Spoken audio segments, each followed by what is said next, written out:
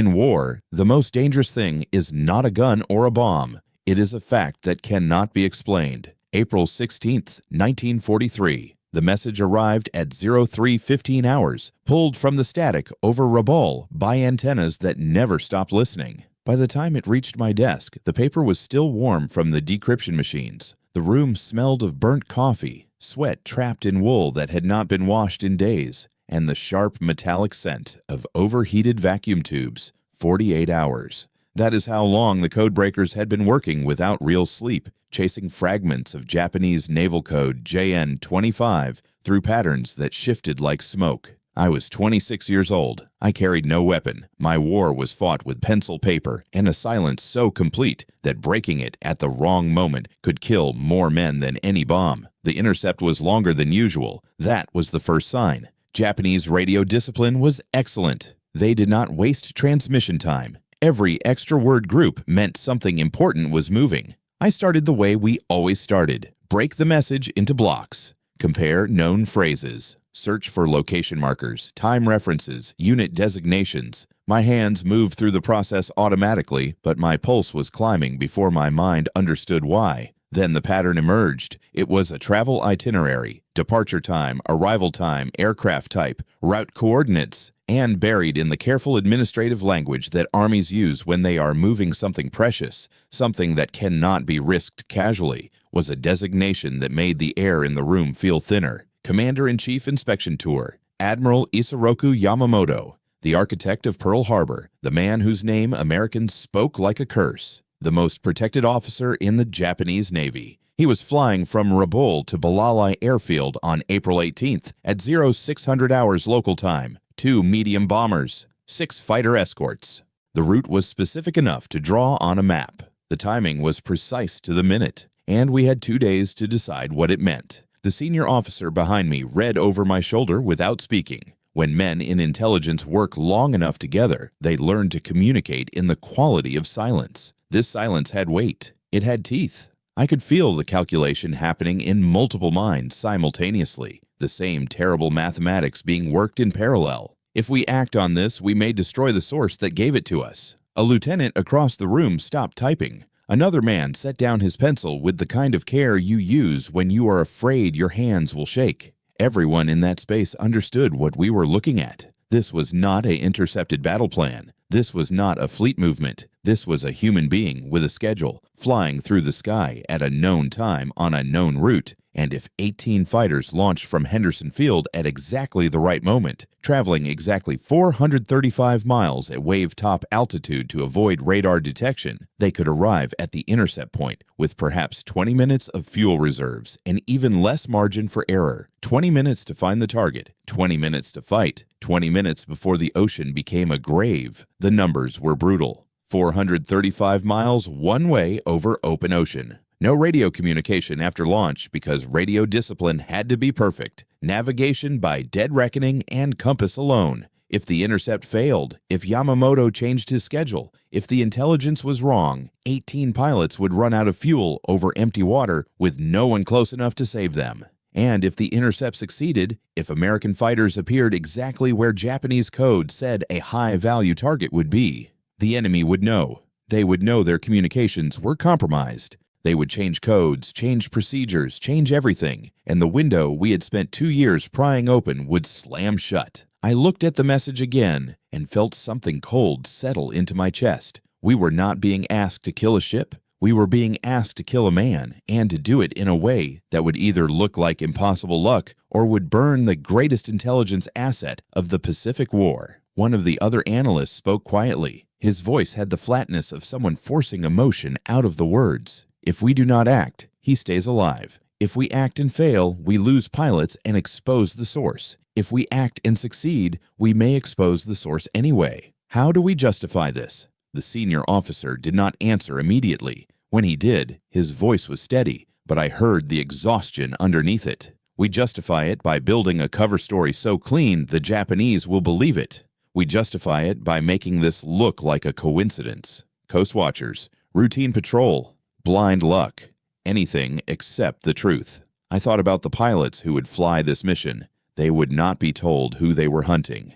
They would be given a target designation, an altitude, a bearing. They would be 23, 24 years old, kids who had been in college 2 years ago. They would strap massive fuel tanks to their P-38 Lightnings, tanks that would make the aircraft sluggish and vulnerable. They would fly lower than training allowed, for longer than doctrine permitted, and they would do it because someone in a room with no windows had read a piece of paper and decided their lives were worth the risk. We began drafting the operational plan at 0430. By 0600, the message was moving up the chain of command, stripped of any language that would indicate its true source. By 0800, it had been rewritten to suggest the information came from Coast Watcher reports and routine reconnaissance, not signals intelligence. By noon, approval came back. The mission was authorized. 18 P-38s would launch from Guadalcanal at 0710 hours on April 18th. Target one high-value Japanese transport.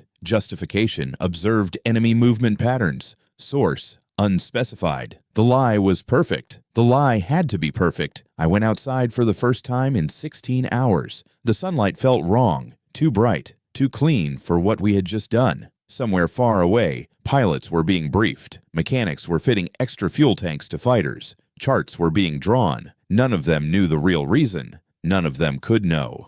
I stood there and tried to picture the moment of intercept. 2 Betty bombers flying through tropical air, 6 Zero fighters above them, confident because this route had been used before and was considered safe. And then, out of nowhere, 18 American fighters appearing as if conjured from empty sky. If everything went right, Yamamoto would die before he understood what was happening. If everything went wrong, 18 pilots would die, and the Japanese would start asking how the Americans knew. I thought about the intelligence officer who would brief the mission commander. He would hand over a folder with coordinates, timing, and aircraft type. The mission commander would ask the obvious question, "How do we know this?"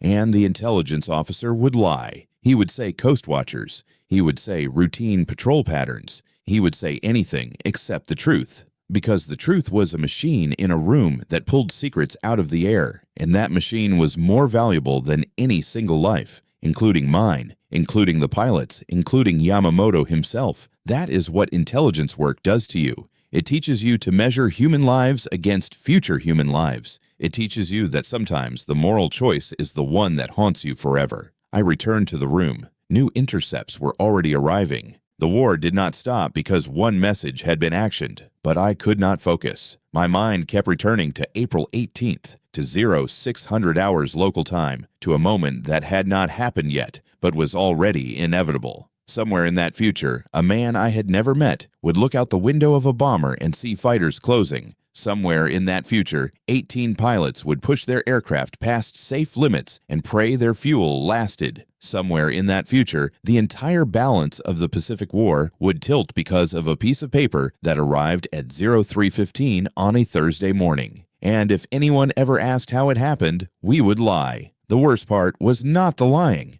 The worst part was knowing the lie had to be so good that even decades later, even after the war ended, even after the truth did not matter anymore, people would still believe it. Because if they stopped believing it, if anyone looked too closely at the impossible coincidence of American fighters appearing at exactly the right place, at exactly the right time, they would see the shape of the secret underneath. They would see the room with no windows. They would see the machines that never stopped listening. They would see men like me, 26 years old, deciding who lived and who died based on radio signals we were never supposed to understand. I sat back down at my desk. The next intercept was already waiting. April 18th, 1943, 0710 hours. Henderson Field, Guadalcanal. The sound reached me before the sight. 18 Allison engines roaring to life in sequence. A mechanical thunder that made the ground vibrate under my boots. I was not supposed to be here. Intelligence officers did not watch missions launch. We stayed in our windowless rooms, pushing paper, building lies, keeping secrets. But I had walked to the edge of the airfield anyway, drawn by something I could not name. Guilt, maybe. Or the need to see the shape of what we had done. The P-38 sat in 2 neat rows, their twin booms gleaming in the early light. Beneath each aircraft hung the massive external fuel tanks we had flown in from New Guinea, 330-gallon drop tanks that made the fighters look pregnant and wrong. Those tanks were the difference between possible and impossible. Without them, the mission radius was 200 miles. With them, it stretched to 435, exactly far enough to reach the intercept point with 20 minutes of fuel remaining for combat. 20 minutes, not 21, not 19. 20. I had done that math myself 3 days ago. I had checked it 4 times. I had handed the numbers to the mission planner and watched his face go pale when he understood what we were asking. The pilots were climbing into their cockpits now. Young men, most of them barely old enough to drink legally. Major John Mitchell, the mission commander, was 32, ancient by fighter pilot standards. The rest were kids. Tom Lanfear was 24. Rex Barber was 23. College boys who had been studying engineering or literature 2 years ago, now strapping themselves into machines that would fly lower and longer than anything in the training manual permitted. They did not know who they were hunting. That had been my decision, my lie. The mission briefing had been clinical. High-value target, transport aircraft, departure time 0600 from Rabaul. Expected arrival, Balalai Airfield 0935. Route over water, minimal fighter coverage anticipated. Rules of engagement, visual identification required before firing. No radio communication after launch except emergency. Lanfear had asked the obvious question, how do we know this? And the intelligence officer, a man I had briefed personally the night before, had delivered the cover story without hesitation. Coast Watcher reports, observed patterns, routine surveillance. The lie was so smooth it sounded like truth. No one mentioned the machine in the room with no windows. No one mentioned 48 hours of code breaking. No one mentioned that we knew not just the route, but the exact seat Admiral Yamamoto would occupy in the lead bomber. The first P-38 began its takeoff roll. The sound was immense, brutal, a scream of metal and combustion that erased thought. One after another they lifted off, gear retracting, climbing just high enough to clear the trees before dropping back down to wave top altitude. 18 aircraft flying in radio silence, navigating by compass and stopwatch across 435 miles of empty ocean. If Mitchell's navigation was off by even 2 degrees, they would miss the intercept entirely. If the Japanese changed their schedule by even 10 minutes, the fighters would arrive at an empty piece of sky. If anything went wrong, 18 men would run out of fuel over water with no rescue possible. I had sent them, not physically, not directly, but the chain of decisions that put those men in those cockpits started with the message that arrived at my desk 72 hours ago. The last fighter disappeared into the haze. The sound faded. The field went quiet except for the wind and the distant work of mechanics on other aircraft. I stood there longer than I should have, staring at the empty runway, feeling the weight of what came next. Now we wait. 2 hours and 25 minutes. That was the flight time to intercept.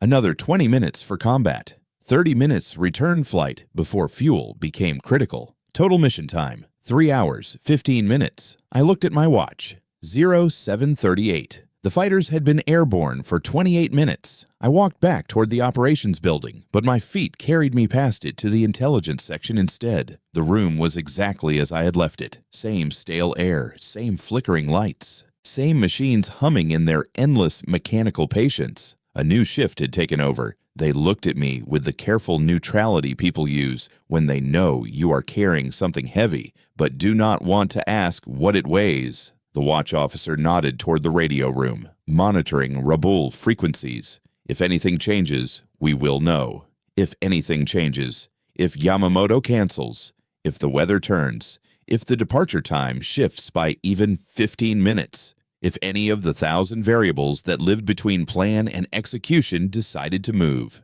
I sat down at an empty desk and tried to look busy. My hands shuffled papers without reading them. My mind was 435 miles northwest, flying at 50 feet above the Pacific, watching the ocean blur past at 300 miles per hour. Mitchell would be checking his navigation constantly. Dead reckoning over water with no landmarks, no radio beacons, nothing but compass heading and elapsed time. If the wind shifted, if his airspeed calculation was off by even 5 knots, the error would compound over distance. They could arrive early and have to circle, burning precious fuel. They could arrive late and find the target already landed. They could arrive at exactly the right time and see nothing but empty sky because our intelligence was wrong, because I was wrong. At 0800, a runner brought coffee. I drank it without tasting it. At 0830, someone made a joke and the room laughed and the sound felt like violence. At 0900, the watch officer looked at me and said nothing, but his expression told me he was doing the same math I was. They should be approaching the intercept point now. I imagined it with the clarity of hallucination. The P-38s climbing from wave-top altitude, scanning the sky. The tension in 18 cockpits as pilots searched for a target that might not exist.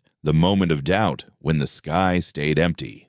The sickening realization that fuel was burning, that every second of searching narrowed the margin for return, that soon they would have to choose between continuing the search and making it home alive. And then, if everything went right, if the math held, if Yamamoto kept his schedule, if the universe decided to cooperate for once, 2 bombers, 6 escorts, exactly where we said they would be, exactly when we said they would be there, 0935. That was the scheduled time. I stared at my watch and felt each second stretch. The minute hand moved with the slow violence of something that could not be stopped or hurried. Somewhere over Bougainville, 18 American pilots were about to discover whether the information I gave them was truth or death sentence. The room stayed quiet. No one spoke. The machines hummed. The clock on the wall made its patient mechanical sound, each tick identical to the last, each one carrying the mission 1 second closer to success or catastrophe. At 0942, the radio room door opened. The operator's face was unreadable, trained into professional neutrality, but his hand trembled slightly as he handed the message slip to the watch officer. I could not breathe.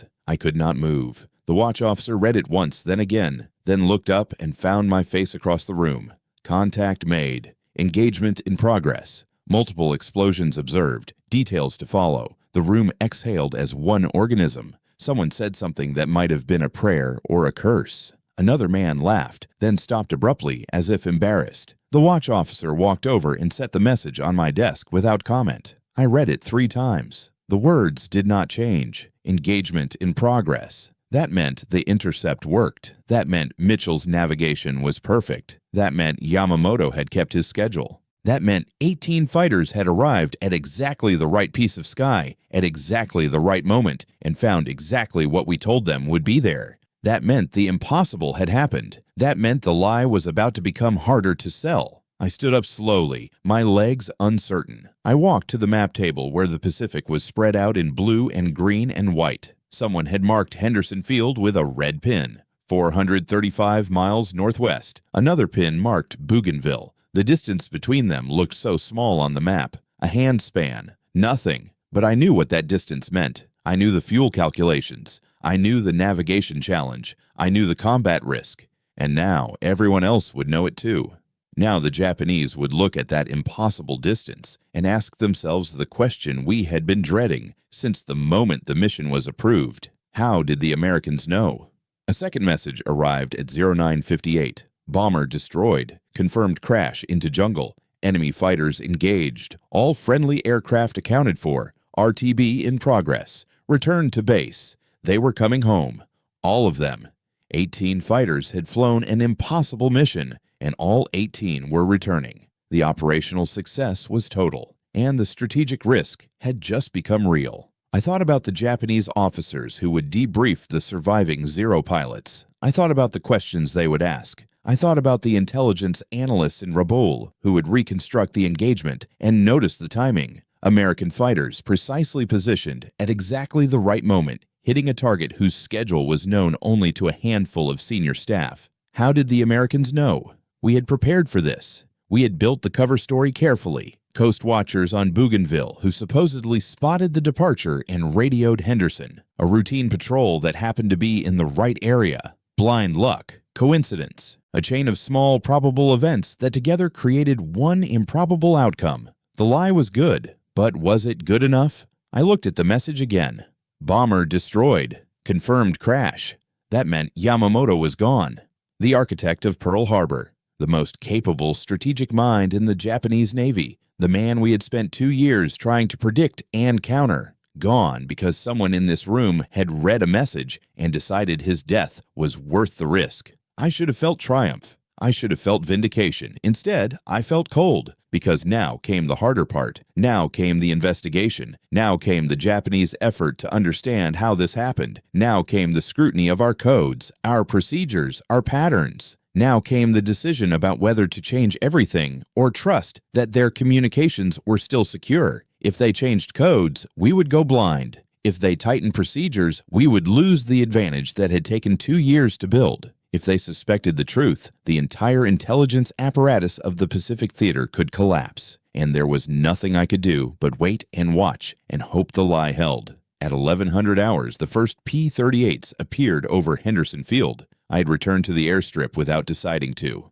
I watched them land one by one, gear dropping, flaps extending, the external tanks long since jettisoned over empty ocean, engines that had run for 3 hours and 15 minutes without failure, navigation that had been perfect to the minute, pilots who had done something no training manual said was possible. They climbed out of their cockpits laughing, shouting, alive with the chemical aftermath of combat and survival. Someone had already painted a small Japanese flag on Lanfear's fuselage. Someone else was arguing about who fired the fatal shots. They were kids again, briefly, before the weight of what they had done caught up to them. I stayed at the edge of the crowd, watching. One of the pilots, I did not catch which one, looked toward the operations building and said something I could not hear. Another pilot laughed and replied, "They did not know I was there. They did not know about the room with no windows. They did not know about the machine that pulled secrets from the air. They thought they had gotten lucky. They thought their navigation had been skilled and their timing fortunate. They would tell that story for the rest of their lives, and it would be true in every detail except the one that mattered most." I walked back to the intelligence section. Already new messages were coming in. Japanese radio traffic from Rabaul, confused and urgent. Search and rescue efforts being organized, senior officers being notified, the machinery of response spinning into motion, and, somewhere in that traffic, buried in the procedural language and tactical reports, would be the question we feared. How did the Americans know? The answer would determine everything. It would determine whether this mission was a brilliant success or a catastrophic mistake. It would determine whether we kept the advantage that had cost so much to build or lost it because we could not resist one perfect opportunity. I sat down at my desk. The message from this morning, the one that had started everything, was still in my drawer. I should have destroyed it. Procedure demanded it. But I had kept it, and now I took it out and read it one more time. Commander-in-Chief Inspection Tour. Departure 0600. Arrival 0935. Route specified. Timing precise. The Japanese had written Yamamoto's death warrant themselves in their own code, transmitted across their own networks, and we had simply read it and acted. That was the truth. That was the secret. That was the thing that could never be spoken.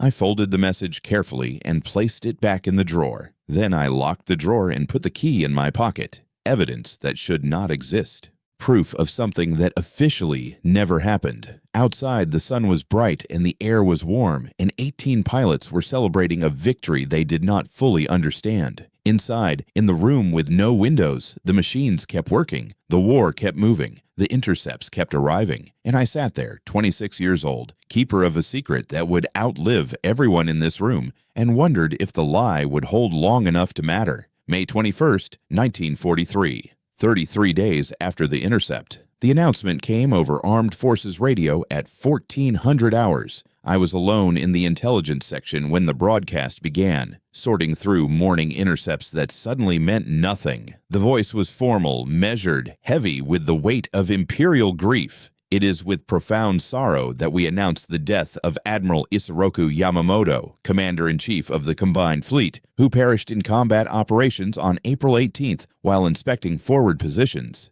The Admiral died as he lived, in service to the Emperor and the Empire of Greater Japan. A state funeral will be held in Tokyo. The nation mourns its greatest naval hero.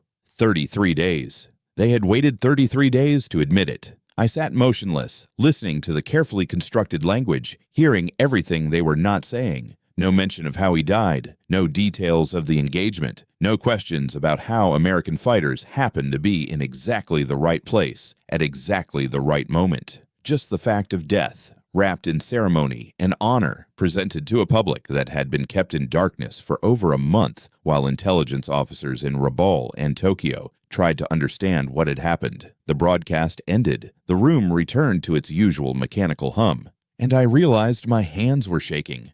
33 days of waiting. 33 days of monitoring Japanese radio traffic for any sign they suspected the truth. 33 days of watching every intercept for changes in code procedures, encryption methods, communication patterns. 33 days of not knowing if the mission had been a strategic success or a catastrophic mistake wrapped in tactical victory. Now we had our answer. They announced his death. They did not announce an investigation into compromised codes. They did not change their communication procedures. They did not go silent or shift to new encryption. They mourned their hero, and they believed what we needed them to believe. The lie had held. I should have felt relief. I should have felt triumph. Instead, I felt something closer to vertigo, as if the ground had dropped away and I was falling through empty space with nothing to catch me. We had killed a man, not in combat, not in the chaos of battle where death arrives randomly and without intention. We had read his schedule like a bus timetable and sent 18 fighters to a specific intersection at a specific time to kill him specifically. We had murdered him with mathematics, and it worked. And no one would ever know the truth except the people in rooms like this one, people who carried paper instead of rifles, people who measured war in radio frequencies and code groups and the careful construction of lies. The door opened. The watch officer entered with a folder, saw my face, and stopped. "You heard." I nodded. He set the folder on the desk and stood there for a moment, searching for words. They bought it. Coast Watchers. Routine patrol. Lucky timing. The whole cover story. Japanese intelligence investigated for 3 weeks and concluded it was chance. Bad luck on their side, good luck on ours. They never suspected the codes. His voice had the careful neutrality of someone delivering good news that feels like bad news. We had succeeded. We had protected the source. We had achieved the objective without compromising the asset. By every operational measure, this was a perfect mission. So, why did it feel like I was standing at the edge of something terrible? The watch officer left. I opened the folder he had brought. Inside were translated excerpts from Japanese naval communications, intelligence assessments from our analysts, and a summary report marked top secret with more classification caveats than I could count. I read it mechanically, my eyes moving over words that refused to connect into meaning. Japanese investigation concluded, no evidence of code compromise. Attack attributed to Coast Watcher intelligence and aggressive American patrol doctrine. No changes to JN-25 encryption planned. Source remains secure. Mission success confirmed. There it was. The validation we had been waiting for. The proof that the risk had been justified. The assurance that we could continue reading Japanese communications because they still believed those communications were secure. We had traded one man's life for continued access to enemy planning. We had made the calculation, and the calculation had been correct. This was how intelligence work was supposed to function. This was what victory looked like. But I kept thinking about something I had read in a philosophy class years ago, before the war, when the world made more sense. There was a concept, a thought experiment about a machine that could tell you the exact moment someone would die. The question was whether you should use the machine, whether knowledge of death, even certain knowledge, justified causing that death. We had built that machine. It was not hypothetical. It was real. It sat in this room, pulling secrets from the air, telling us things the enemy did not know we knew, giving us the power to act on information that felt like prophecy. And we had used it to kill a man whose name we knew, whose face we had seen in photographs, whose career we had studied, whose strategies we had analyzed. We knew him better than most enemies know each other, and that knowledge had become a weapon more precise than any gun. I thought about the moment of his death, the American fighters appearing from nowhere, the realization perhaps in those final seconds that something impossible was happening, the bombers trying to evade, the Zeros trying to protect them, the chaos of an ambush that should not have been possible. Did he understand in that last moment? Did some part of his mind, trained in strategy and intelligence, recognize the shape of betrayal by his own security? Or did he die thinking it was simply bad luck, wrong place, wrong time, the random violence of war? I hoped he thought it was bad luck. That was a kinder death than knowing his own communications had killed him. The door opened again. This time it was a lieutenant I did not know well carrying another folder. "Sir, this just came in. You should see it." I took the folder. Inside was a single intercept, translated and annotated. Japanese naval staff discussing replacement of Admiral Yamamoto as commander of combined fleet. Names being considered. Qualifications being debated. The administrative machinery of war processing the whole we had created. One name caught my attention. Captain Yamaguchi, former commander of carrier Hiryu, being recommended for promotion to fill the gap in senior leadership. I stared at the name. Yamaguchi was capable, aggressive, innovative, but he was not Yamamoto. No one was Yamamoto. The man we had killed had been irreplaceable, and the Japanese Navy was about to learn what that meant. The strategic impact was already becoming visible. Without Yamamoto's unifying presence, Japanese naval doctrine would fracture. Without his understanding of American industrial capacity, planning would become more delusional. Without his restraint, operations would become more desperate. His death would cascade through the enemy command structure in ways we could not fully predict, but could already begin to measure. We had not just killed a man.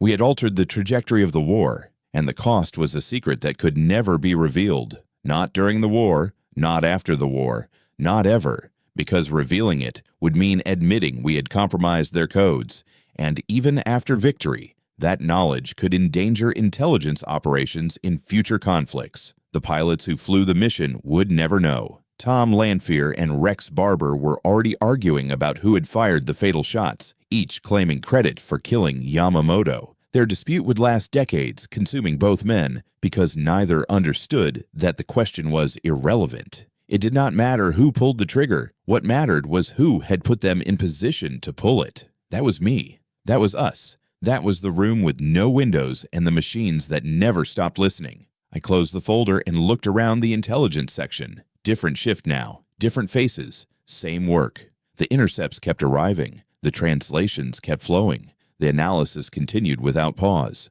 War was a machine that consumed information and produced decisions, and this machine never stopped, never rested, never questioned whether the decisions were worth their cost. Someone had written a message on the status board. Operation Vengeance, success.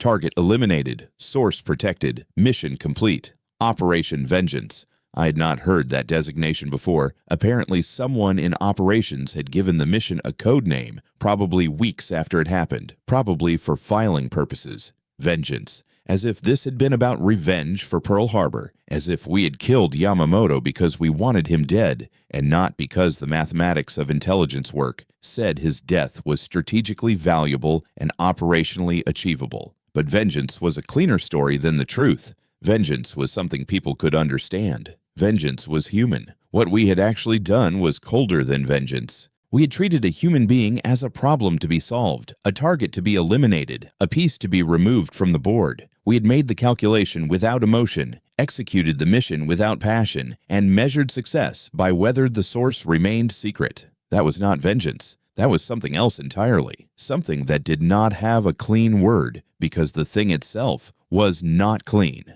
I stood up and walked to the map table. The Pacific spread out before me, blue and vast and dotted with pins marking bases, fleets, operations. Someone had removed the pin at Bougainville, the one that marked the intercept point. The mission was over, the map had moved on, but I could still see it. 435 miles, 18 fighters, 20 minutes of fuel, one perfect intersection of time and space and stolen information. One death that changed everything. The door opened behind me. I did not turn around. They want a full after-action report, mission analysis, lessons learned, assessment of operational security. They want it classified above top secret. They want it in a vault where no one can find it for 50 years. 50 years. By then, everyone who knew the truth would be dead or too old to matter. The pilots would be grandfathers telling war stories to children who could not imagine what war really meant. The codebreakers would be retired or gone, their work still classified, their names still unknown, and the secret would remain buried because secrets like this one do not have an expiration date. I will write the report. The voice behind me hesitated. You okay? I nodded without turning. I was not okay. I would never be okay with this. But being okay was not part of the job description. The job was to read the intercepts, build the plans, protect the source, and live with what that required. The door closed. I was alone again with the map and the pins and the empty space where Bougainville had been marked. Somewhere in Tokyo, they were preparing a state funeral. Somewhere in Japan, a nation was mourning. Somewhere in the Pacific, Japanese officers were adjusting to a command structure without its guiding intelligence. And somewhere in America, 18 pilots were celebrating a victory they thought they had earned through skill and courage and luck. All of it built on a lie. All of it made possible by a machine that read secrets and men who decided what those secrets were worth. I returned to my desk. The next intercept was waiting. It was always waiting. The war did not stop for grief or doubt or the weight of what we carried. The war just continued, mechanical and patient, feeding us information and waiting to see what we would do with it. I picked up the intercept and began to read. The work did not change. The doubts did not change. But something else had changed, something fundamental that I could not name, but could feel in the way my hands held the paper. We had proven something terrible, that intelligence work could kill with the same certainty as a bullet, that information could be weaponized with perfect precision, that the distance between knowing and killing was just mathematics and will. And having proven it once, we would do it again. We would do it whenever the calculation justified the cost. We would do it because war demanded it and strategy rewarded it, and because the alternative was to have the advantage and refuse to use it. That was the real secret. Not the codes, not the machine, not the intercept that killed Yamamoto. The real secret was that we had become something new, a kind of warrior who never saw the enemy face to face but killed him nonetheless. A kind of power that operated in silence and shadow, and the careful construction of lies that would outlive everyone who told them. I looked at my hands. 26 years old, no blood on them, no weapon calluses, nothing to mark me as someone who had killed. But I had killed. We all had. With paper and pencil and the patience to wait for the perfect moment. The intercept in front of me detailed Japanese shipping movements, convoy schedules, cargo manifests, all of it encrypted. All of it readable to eyes that knew how to look. All of it potential targets if the mathematics said they were worth the risk. I began drafting the analysis. The work continued. The machine kept running. And somewhere in the back of my mind, a question formed that had no good answer. What would we become after years of this? What shape would we take? Living in rooms without windows, trading lives for information, becoming fluent in the language of calculated death. Would we remain human, or would we become something else? Something harder and colder and more dangerous than any weapon we could name. I did not know, but I kept working, because that was what the job required, because the alternative was worse, because victory demanded it, because the lie had held, and holding that lie meant continuing everything that made the lie necessary. The machines hummed, the intercepts arrived, the war moved forward, and I sat there, keeper of secrets that would never be spoken. Architect of a death that would be celebrated as luck, writing reports that would be buried for 50 years so that the truth could remain safely hidden from everyone, including ourselves.